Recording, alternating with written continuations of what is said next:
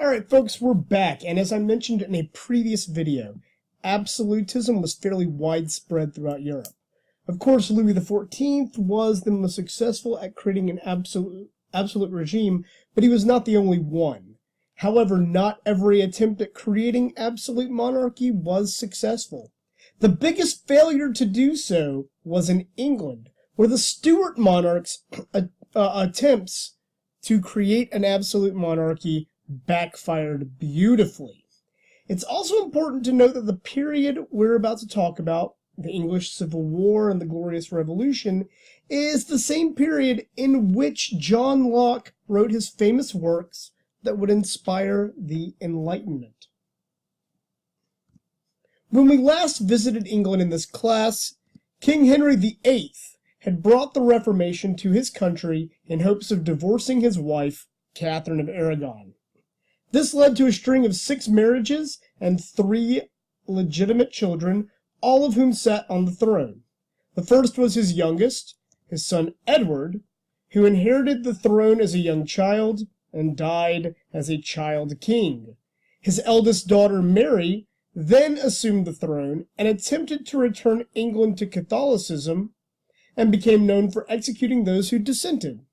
To this day, she is still known as Bloody Mary. Henry's youngest daughter, Elizabeth I, became queen in 1558 and reigned until her death in 1603. The Elizabethan period was characterized by a heightened sense of national identity. It was under her reign that England defeated the mighty Spanish Armada and became the greatest naval power in the world. In later centuries, the English would look back on Elizabeth's reign as a golden age.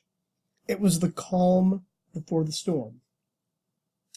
That storm came in the form of the first 2 Stuart monarchs, James I and Charles I. Elizabeth, known across Europe as the Virgin Queen, had no children, and therefore no heir to the throne.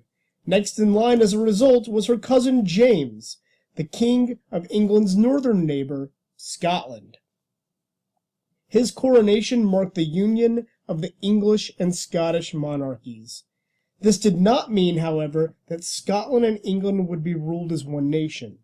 Each retained their own separate parliaments and dealt with the king independently of one another. In Scotland, James enjoyed much more power than he did in England.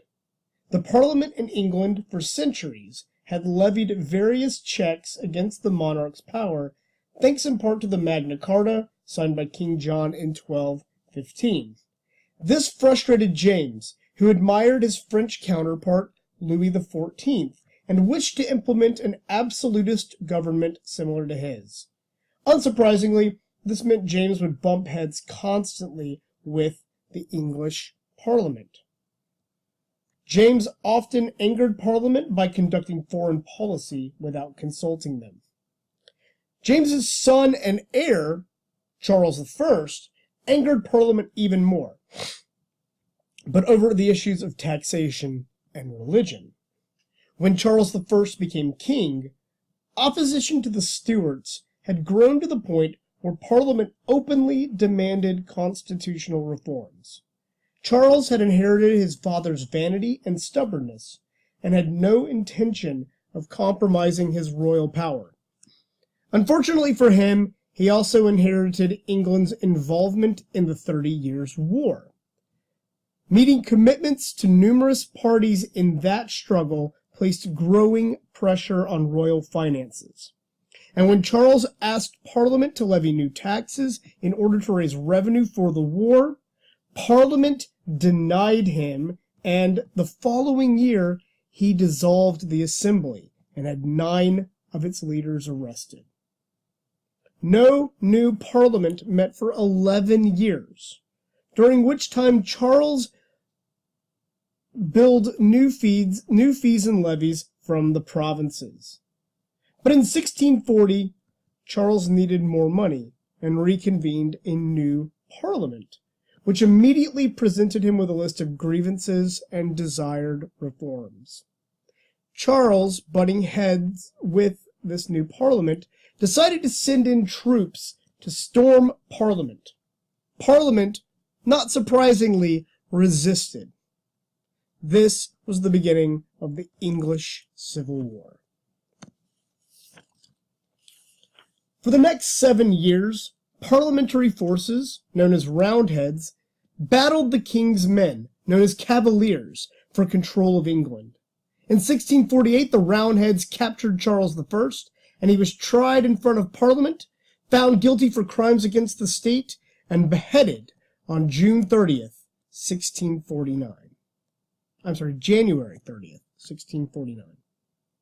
With the king dead, England became a commonwealth governed by Parliament. Leading Parliament was Oliver Cromwell. Cromwell was a Puritan who imposed strict laws limiting behavior and religious practice, especially among devout Catholics and Anglicans. Such religious issues fragmented the Parliament, leading Cromwell to lead his soldiers into Parliament, arrest dissenters, and dissolve the Parliament. Much like the king before him, the king that he helped depose and behead. Cromwell then named himself Lord Protector of England, Wales, Scotland, and Ireland. Basically, he was a king in every way but name. Really, he was a military dictator, ruling without a parliament, using his generals to keep order. He then imposed more of his so-called moral laws, banning alehouses, theatrical plays, swearing, Sabbath breaking, and the observance of religious holidays like Christmas.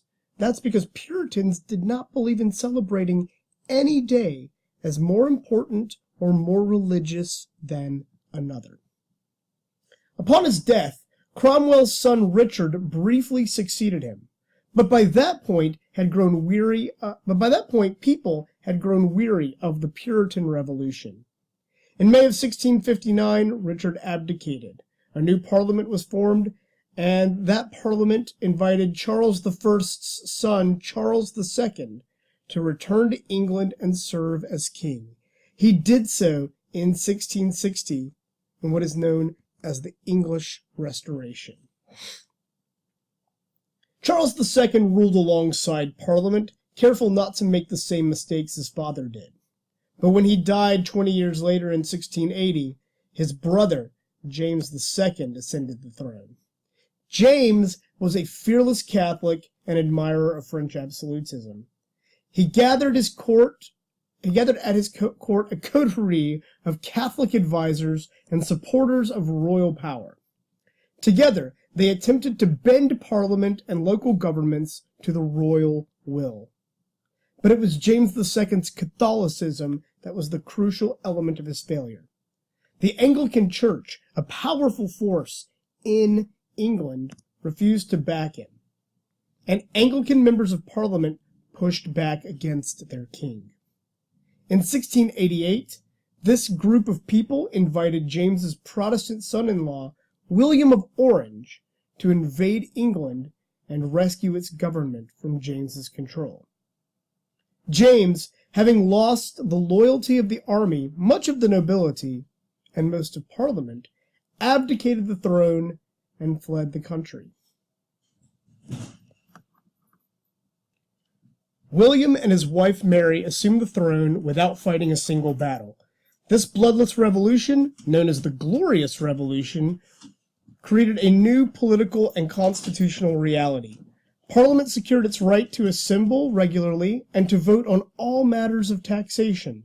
The rights of habeas corpus and trial by jury were also secured in a document known as the English Bill of Rights, and it became law that all future English monarchs must be Anglican. That still goes to this day. Ultimately, the Glorious Revolution turned back the tide of absolutism in England and secured parliamentary power, which only grew stronger after 1689. All right, that's it, y'all. Head on back to the module for more. Thanks.